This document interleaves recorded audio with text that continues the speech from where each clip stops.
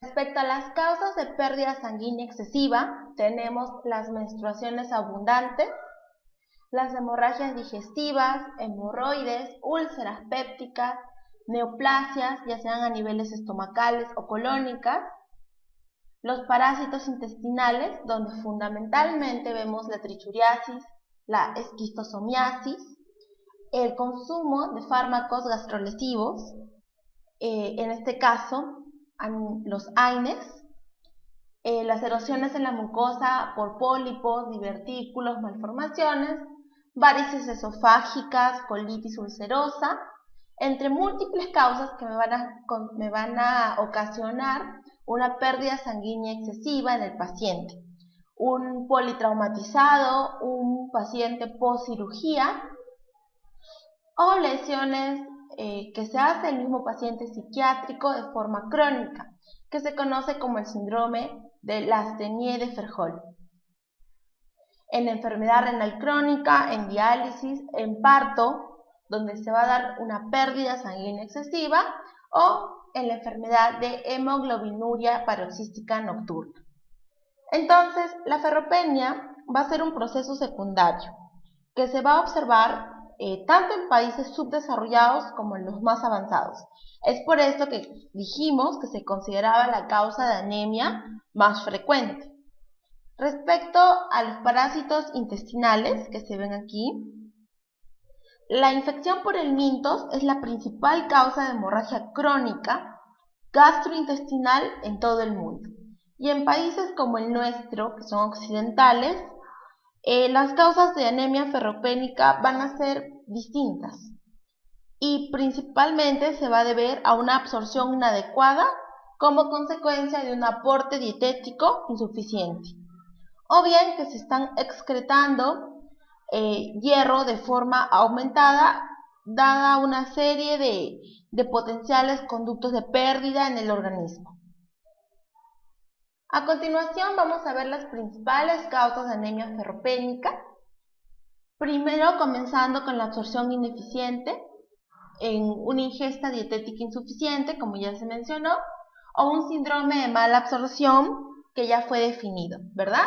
O en el caso que se quite un pedazo de intestino en el paciente y por tanto la superficie para absorber la cantidad necesaria de hierro, que dijimos que era de 1 a 2 miligramos, no sea hecha a este nivel.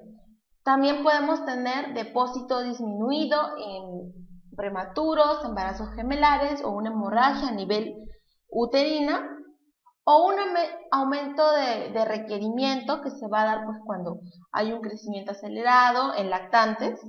El embarazo, que dijimos que los requerimientos de hierro aumentaban de forma muy grande, y en pérdidas aumentadas en el caso de hemorragias tanto perinatales o hemorragias digestivas, en una pérdida menstrual excesiva, entre otros.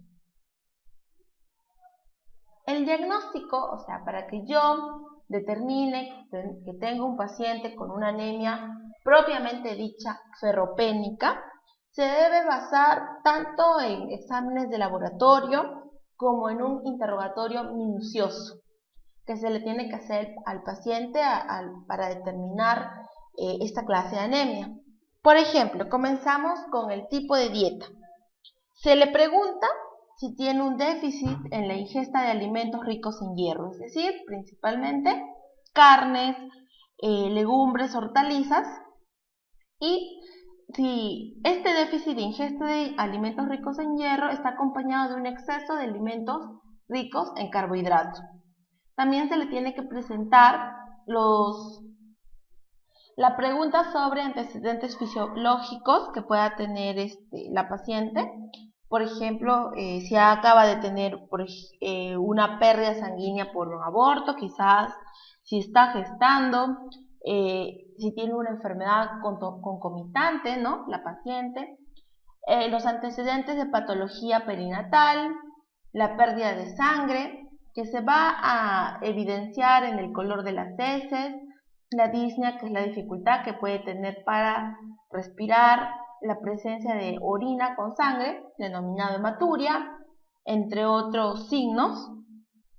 Si posee trastornos gastrointestinales, como vimos en la tablita, no sé si recuerdan, de absorción, factores positivos y factores negativos de absorción, y había un factor a nivel gastrointestinal con el ácido clorhídrico, la pepsina, entre otros. ¿Okay? Acá tenemos que tener en consideración esto.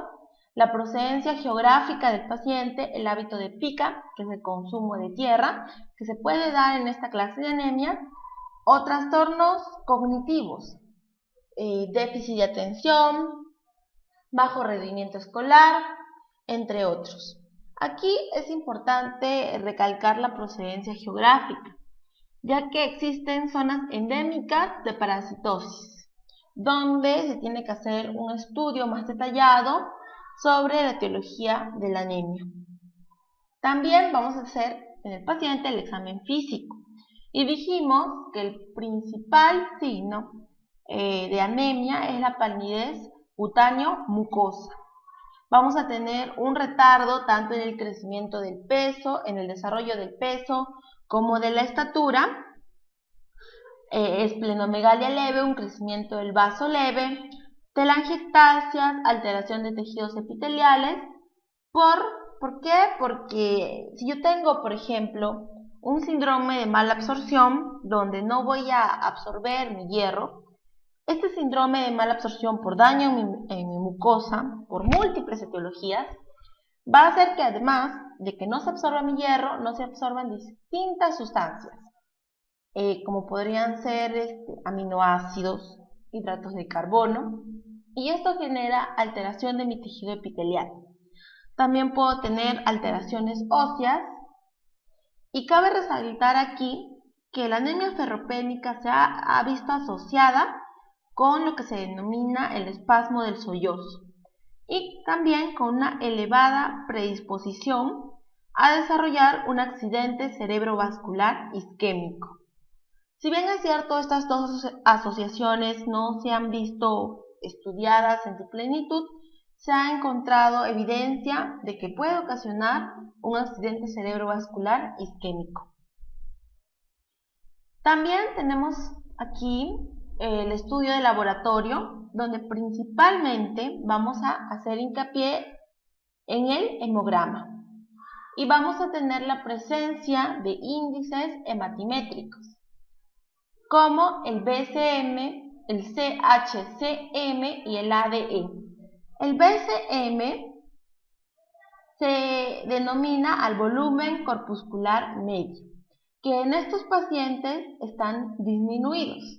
Los valores de este BCM durante la infancia van a ser variables y distintos a los del adulto, por lo que para definir microcitosis, que es lo que te da este valor, el BCM te va a dar microcitosis, debe tomarse como referencia una serie de valores adaptados a la edad y al sexo del paciente. Por otro lado tengo el CHCM, que es el de aquí, que es la concentración de hemoglobina corpuscular media, que también va a estar disminuida. La amplitud de distribución eritrocitaria está elevada. Respecto a la morfología que van a tener las células, como se pueden evidenciar aquí en el cuadrito, vamos a tener una hipocromía, una disminución del color de estas células. Aquí vemos un glóbulo rojo, rojito, y aquí vamos a tener una disminución del color, o sea, una hipocromía. También vamos a tener una microcitosis, es decir, una disminución del tamaño de estas células, ovalocitosis, policromatofilia y punteado basófilo, que va a ser eventual.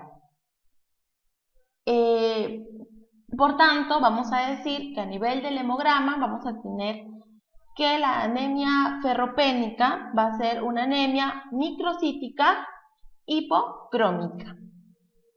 Respecto a los estudios de laboratorio, vamos a tener otras pruebas que me van a evaluar el estado de hierro en el organismo. Y hay que añadir que en el hemograma también vamos a buscar lo que me da la definición de anemia, que vendría a ser la hemoglobina y el hematocrito disminuido. Vamos a tener también que hacer un recuento tanto de reticulocitos, que va a estar normal, pero si está aumentado este recuento de reticulocitos, tenemos que investigar las pérdidas por hemorragia o posibilidad de otro diagnóstico que me indique hemorragia. En este hemograma también vamos a hacer un recuento de plaquetas, que puede estar normal o elevado, y un recuento de leucocitos, que si no está asociado a otra patología, va a estar normal. Entonces, en conclusión, ¿qué vemos en un hemograma? Vemos la hemoglobina, el hematocrito, el recuento de reticulocitos, que dijimos que está aumentado en caso de pérdida por hemorragia, el recuento plaquetario normal o elevado, el recuento leucocitario y los índices hematimétricos, que es el BCM, volumen corpuscular medio, el HCM,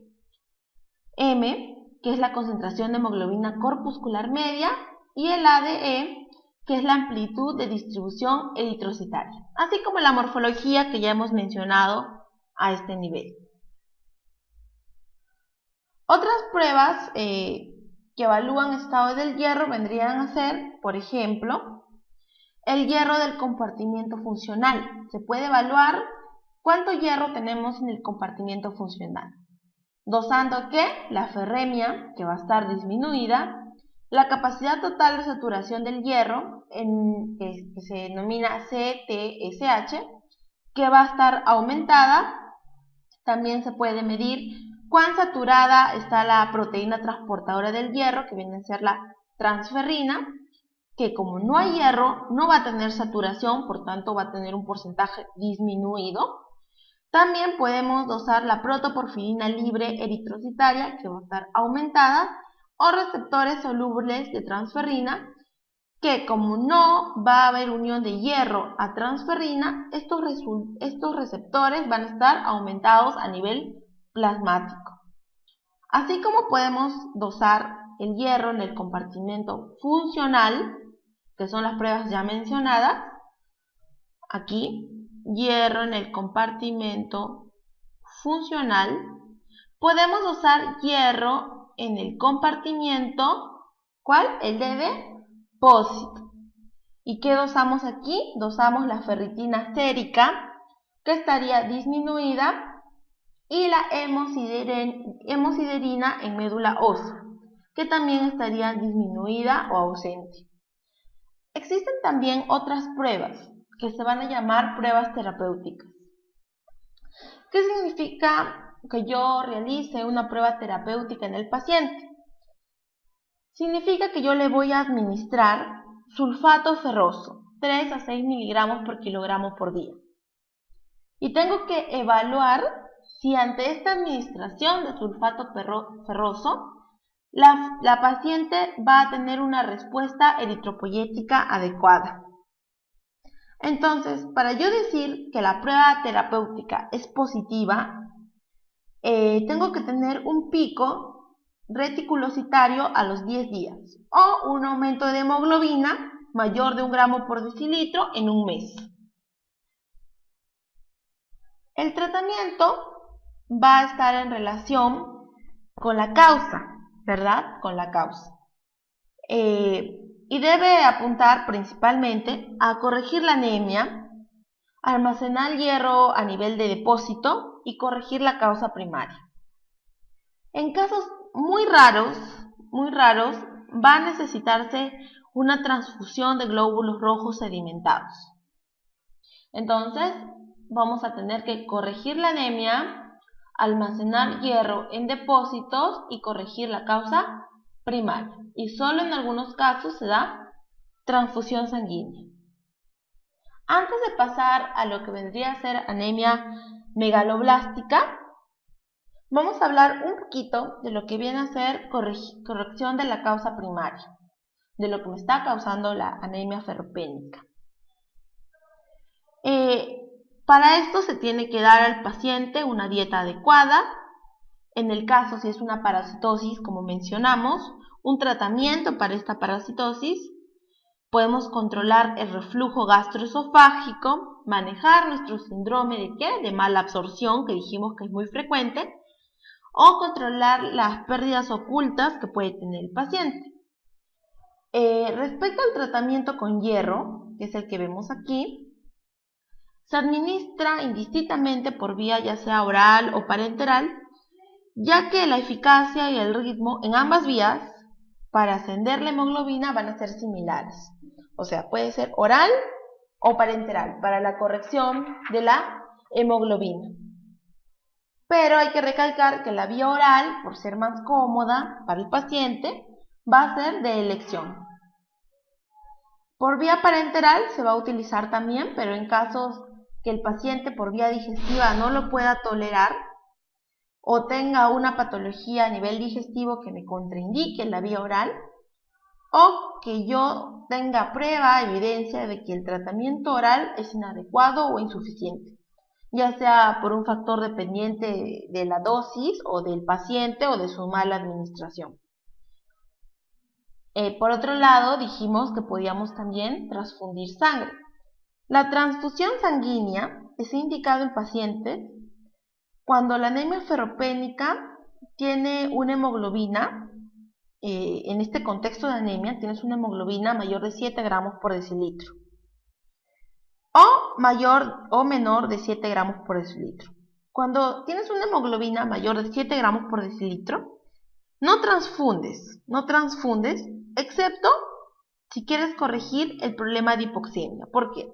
Porque dijimos que el paciente, al haber disminución de glóbulos rojos, no va a tener un aporte suficiente de oxígeno tisular. Entonces, si tú quieres corregir esta hipoxemia en pacientes con insuficiencia respiratoria,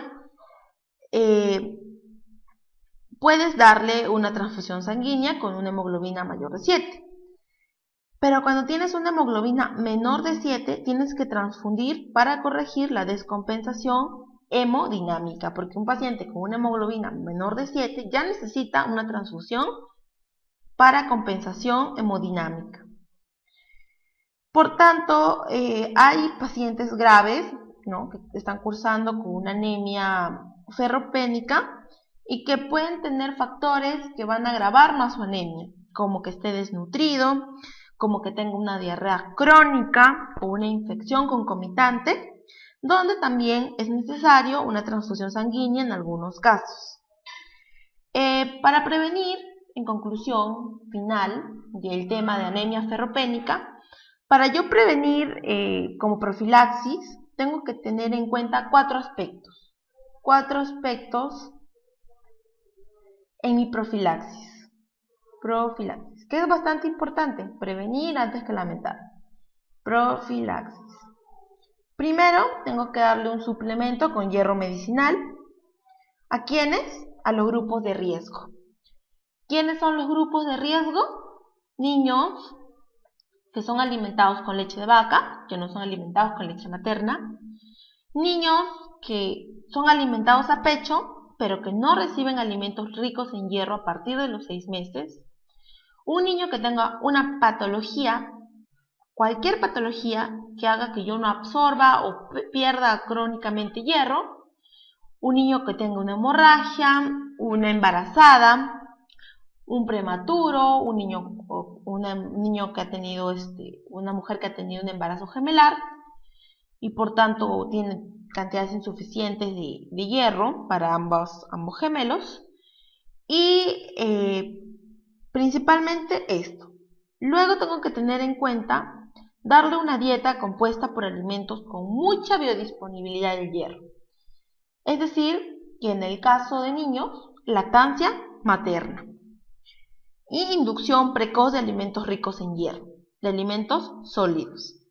También tengo que darle, como tercer punto, una ingesta de alimentos fortificados con hierro, que son numerosos alimentos, ¿no? O suplementos de hierro que también podemos encontrar a nivel farmacológico. Y también tengo que incrementar el hierro de depósito a nacimiento. Es decir, que se recomienda la ligadura tardía del cordón umbilical.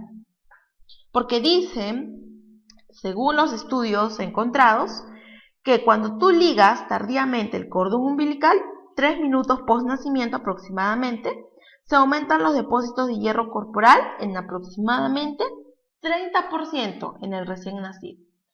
Entonces, para resumir y terminar el tema de anemia ferropénica, siendo esta la causa más frecuente de anemia, es importante su prevención, su profilaxis, tanto en el niño lactante, en el recién nacido, como en las personas adultas mayores o personas con comorbilidades que me puedan ocasionar esta patología.